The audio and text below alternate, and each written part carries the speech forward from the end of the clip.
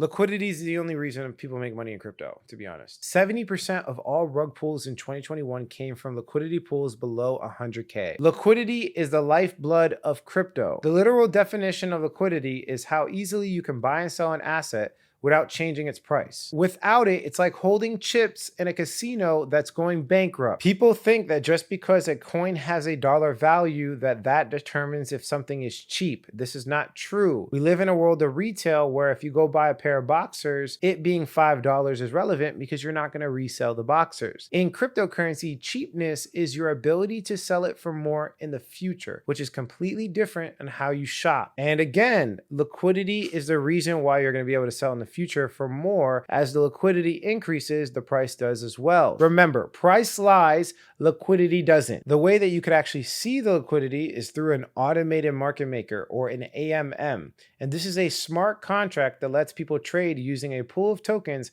instead of an actual order book. So before crypto, we had to actually find a person to buy what we are selling and vice versa, to sell what we are buying, right? Now, it's all automatically done through a decentralized protocol, and the exact formula is X times Y equals K. This was like a revolutionary formula that happened in cryptocurrency, and it basically means if you buy more of one token than another, then what happens is the price automatically rises to keep the equation balanced. If the pool is small, even one trade can crash the price. So liquidity depth equals survival. You must keep this pool balanced for the price to stay stable when you sell or when you buy. Which brings us to another concept called price impact. So price impact is the loss you take when your sell order is too big for the pool. For example, if you turn $100 into $1,000 and you try to sell and there's no liquidity in the pool, you could lose literally 98% of the value of what you're selling.